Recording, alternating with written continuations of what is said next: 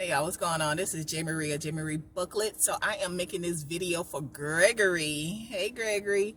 So Gregory left a comment and he just wanted to know some things. He had some questions, and I told him I would make a video for him. So one of the questions that he asked was, do the secretaries carry pagers?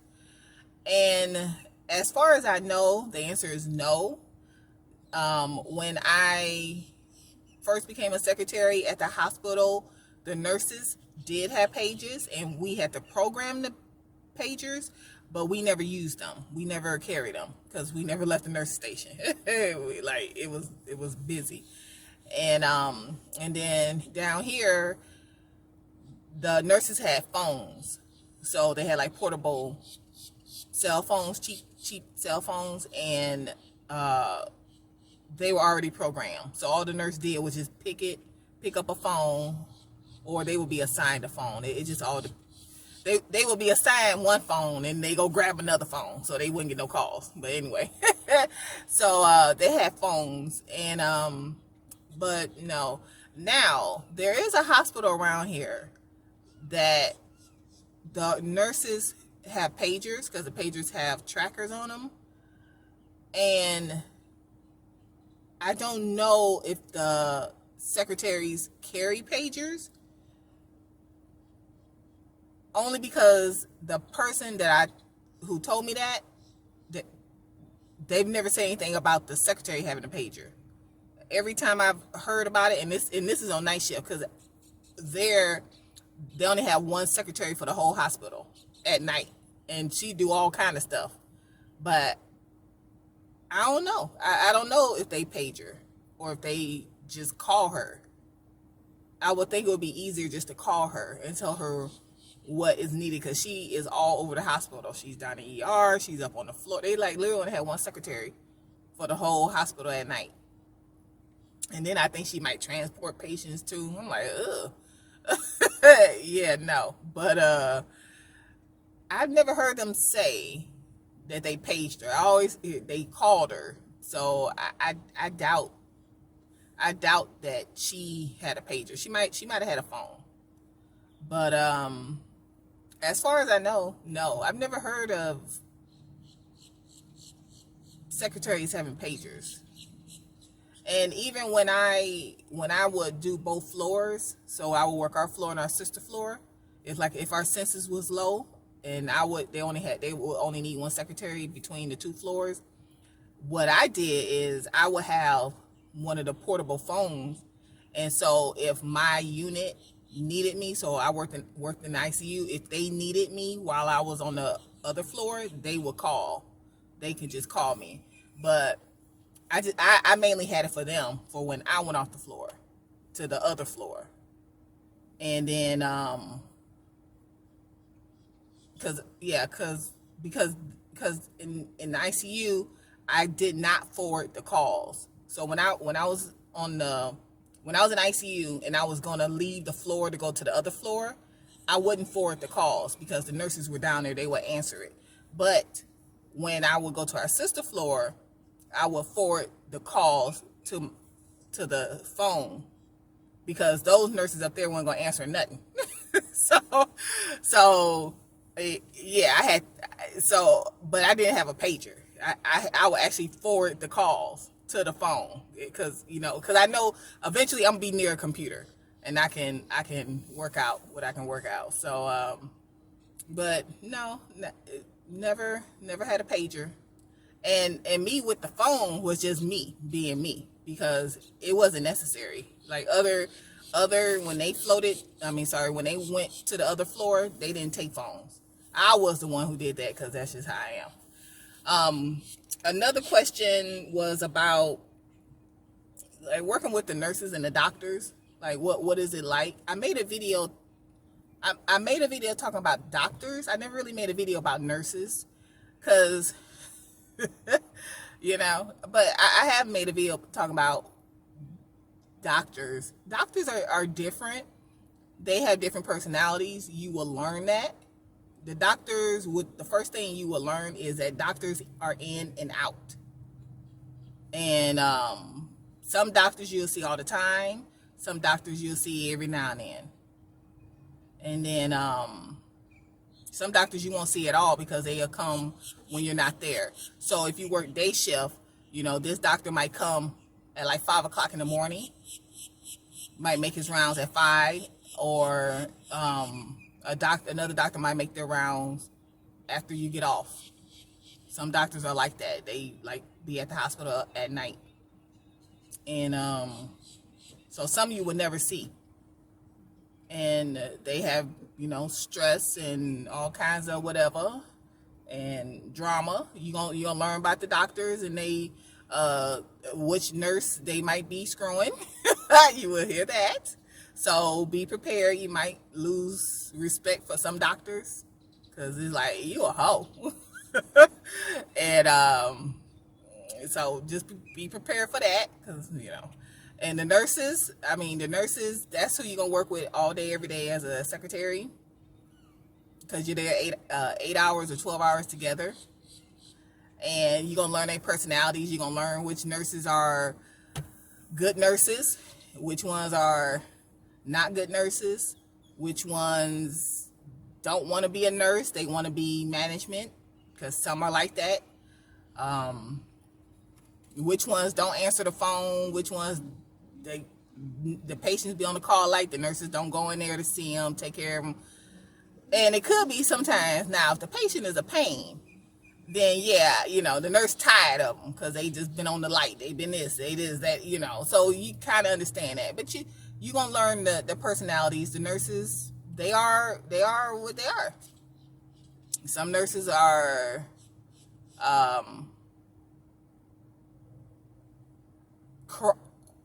criers. So like we had this one nurse, she was a new nurse, and she was a crier. So like anything was wrong with the patient, she felt it. Like she empathized with the patient. She be in there crying with them.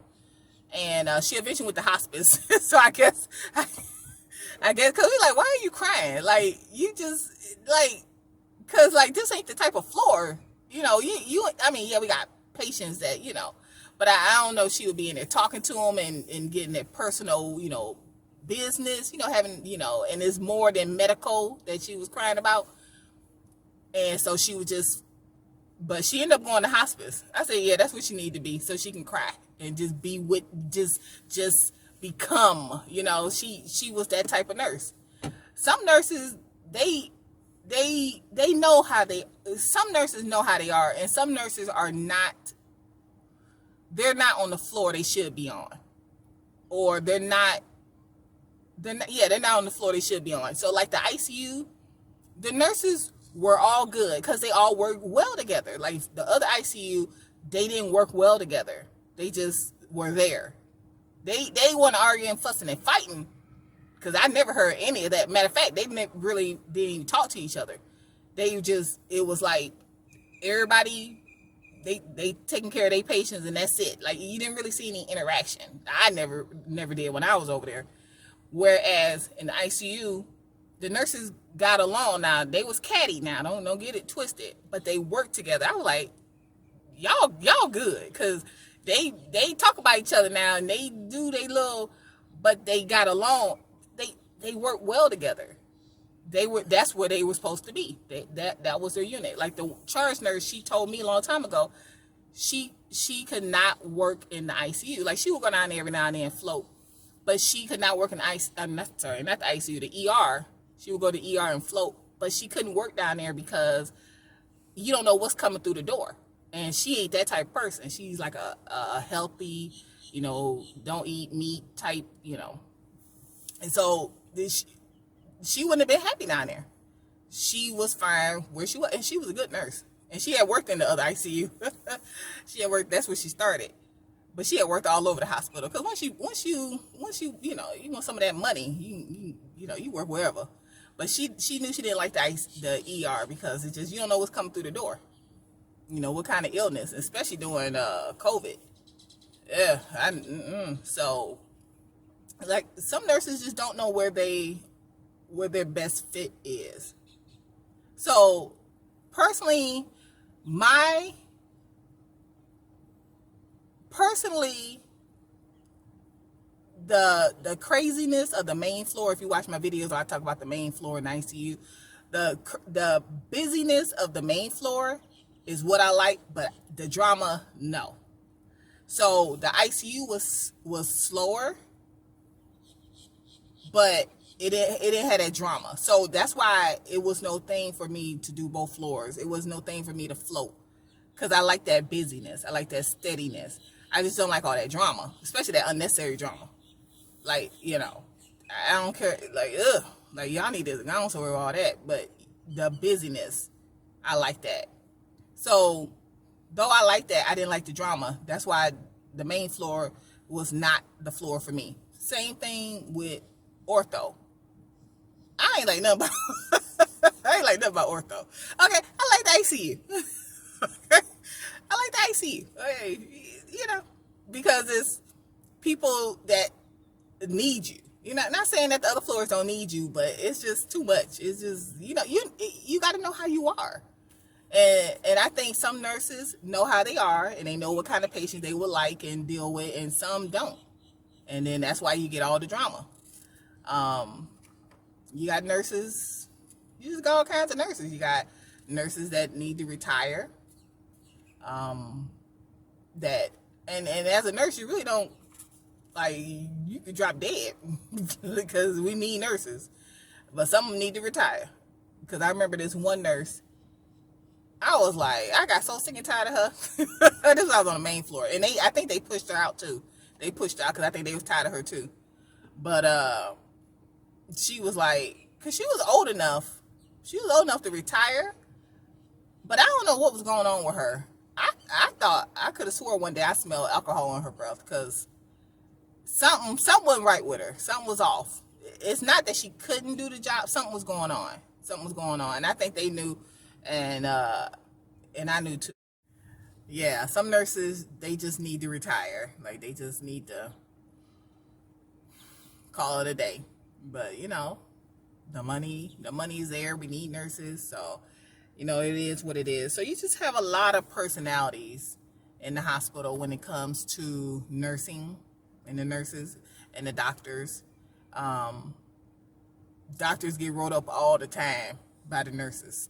So understand there is that dynamic. Yes, the doctor is above the nurse, but nurses will write a doctor up quick.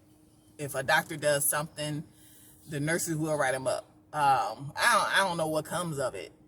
I know they got their own, like, there is a doctor that's over the doctors, but I don't know what really comes of doctors being written up. And they'll write them up for all kind of stuff. So you might have a doctor who is not putting in their orders or whatever. Just whatever. It's all kinds of things why a doctor will get written up. And usually it's the nurses who write up the doctor, just so you understand that dynamic. But the personalities are just, it's just different personalities with the doctors. You'll know which doctor is more friendly than others. Same thing with the nurses. You'll find out, you'll know which nurses are more friendly, which nurses are willing to help you. Because there are some nurses that won't help you. If you have a simple question, they won't help you. And then some that will help you, some that just, they can't help you because they either don't know or they're busy. So you will get that. So don't feel any kind of way because somebody is standoffish. It's just they may not know the answer. Now, I always have an issue when I float to another floor and these nurses act like they don't know. Like, this your floor. This your floor. I'm from another floor. How you don't know where the paper is? Like, how you don't know where that's at? Like, how you don't know? I know you know where they keep the paper. I know you don't seen it once or twice where the paper is kept on this unit, or the wipes or something. Now, if you on your floor and they acting like that, it might be an issue. Okay, it might be that. Don't get all in your feelings, especially when you're new. Because when you're a trainer, when you're a new person, you're a trainee. Your feelings, your emotions are all open. You think everything is at you. You gonna learn the personalities. But yeah, I got an issue when I go to another floor and these nurses act like they don't know where they stuff at. So you just Look, it's a lot. It's a lot going on. It depends on what unit you work on, how busy it is, how it's managed. You will see a difference there, as far as nursing. So like when I would always float to the floor that made all the nurses cry, that floor was run. It was just it didn't make no sense how it was run. But who was running it, and I don't know. But anyway, the floor was chaotic, and that's the floor that never had their own staff. So because it was the way it was managed, and everyone knew that. But everyone knows what's going on. You'll find out. You'll find out about management once you get there. You'll realize it's some foolishness. That's why they say the grass is not always greener, because you think you get mad at one hospital, you go to another hospital, but it'd be the same foolishness. So that's why if you find a good floor, that's why I always tell people, if you tired of your floor, float to other floors. Just float. Volunteer on one of your days off to go in and work another floor and see how it go. And that's how I got an ICU.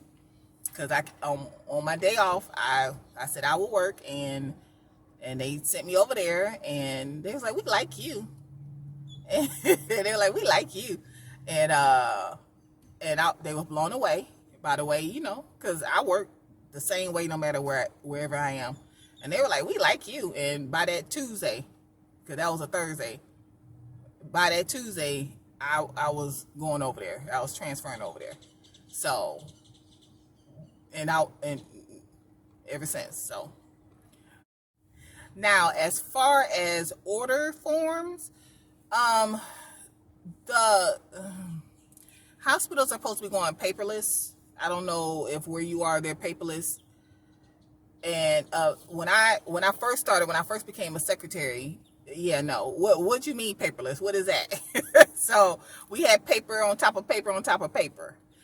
When I first started, the hospital I worked at, because the secretaries don't put the orders in the computer. So what we did was we would go to where the nurse was. So like say a doctor wrote an order for Jill Smith to have Zofran, whatever, PRN. So we would go to the nurse who had that patient, and she would have like the Mars printed out for each of her patients. So let's say she had 5 patients, and we would find the one for Jill Smith, and then we would write it in. So we had to go down the hallway to the cow, which is a computer on wheels, find the MAR for Jill Smith, and then write it in. And I'm left-handed, and my handwriting is slanted. So they used to fuss all the time about me, okay? Because they couldn't read what I wrote. So, and I don't remember, I guess I would assume we scanned it to pharmacy. I don't remember doing it, but I'm pretty sure we did. And then when I got here, because it was, how many years later? 5, 6, maybe about 5 or 6 years later. Is that right? Okay, yeah, maybe about 6 years later. When I got here, they were going paperless. So the doctors were still writing orders, like we were on the tail end of it. The doctors were still writing orders, still all these charts everywhere. And ER was still writing orders. ER just finished writing orders, okay? Like for real. They've been writing for at least 4 years. After we went paperless, ER was still writing orders. Every now and then they'll slip one through when they send a patient up. Now when they send a patient up, it's nothing. It's like nothing. It's like an EKG sheet, and that's it. I'm like, how did nothing like you could have kept this, but so because like when they went like 4 years still putting orders, and then they stopped, and when they stopped, okay. So we were going paperless. So if a hospital is going paperless, you really won't have any order forms. Now you will have order forms like downtime on order forms if the computer goes down. But you look, unless your unit is organized, you ain't gonna know where that's at, because it's gonna be, oh my God, the computer's not working. Oh my God, we need order forms. We need the lab. We need the radiology. We need all these forms, and nobody knows where it's at. Like, I organized on both sides. So when I worked on the main floor, there were two sides, two stations. I organized both of them. And then in the ICU, me and the charge nurse, the one that didn't like to work down in the ER, me and her organized up there. So we had it in the drawer and everything. So everybody, because the computers go down at any time. Something can happen and you need those forms. So that's the only time you really see forms, or like the doctor's orders. That's rare. You'll only really see order forms if the computer goes down, if your hospital is paperless. If they're paperless, which they're not paperless, okay? It's paper all over the place. Charts be thick as all get out, but they paperless. So you won't really see order forms. You'll see, you might see a lot of consents, but that's not an order form. It's a consent. You might do a lot of those. You'll do a lot of those before you see an order form. If your hospital is paperless, and even if it is. Even if it isn't. I'm at the park, y'all. This park right here, I used to live in the apartments over there. And I literally used to walk from all the way over there to all the way over here under this bridge. And I was like, ugh, that's a lot of walking. That's how I lost weight. That's when I was sexy. I need to bring my butt back in. But anyway, so that's the only time you'll see order forms, mainly if the computers go down. Other than that, you're not gonna really see too many order forms unless your hospital is not paperless. And I don't know why in 2021 you would still be using all that paper. I don't know. So, but that's about it. And you had another question I printed out. But I think I'm gonna make another video for that. So, Gregory, I know you were worked in the hospital as an operator. You know code blue. You know the page overhead. You probably gonna be intense, cause you had to be intense. You're gonna be good on the phones, cause you've been on the phones. You're an operator. I know you've been good on the phones. I don't know if you did, so at the hospital, the hospital, not only were they the operators, but they were also the answering service, because we had hospitalists. And so they were the answering service. And I don't know if you did that, or if your hospital was like outside, if they used the house, but we were also the answering service. So I would speak to the same people every day, and then because you had to call in consults, and then I would go down there where they were, because that's where the phones for the patients' rooms, that's where they were. We would go down there and get them, and because I guess the patients took the phones home because they were just cheap, whatever. And I guess they were easier for the elderly, because all you had to do was turn the phone on and off, just push a button to turn it on and off. And it was big buttons, and I think they took them home because we were already missing phones. Where's the phone at? And so we would always have to go out there and get phones, and so that's where the operators were. So we would hear them. So if you are working in the same hospital, which you could be, then you got this. And even if you ain't, you still got this, because it's just the day to day. And once you get a routine down, you will be all right. You left the comment under how I start my day video. So once you get a routine down and get your confidence about yourself and your balance, and you know where everything is, or if it's within your reach, you'll be all right.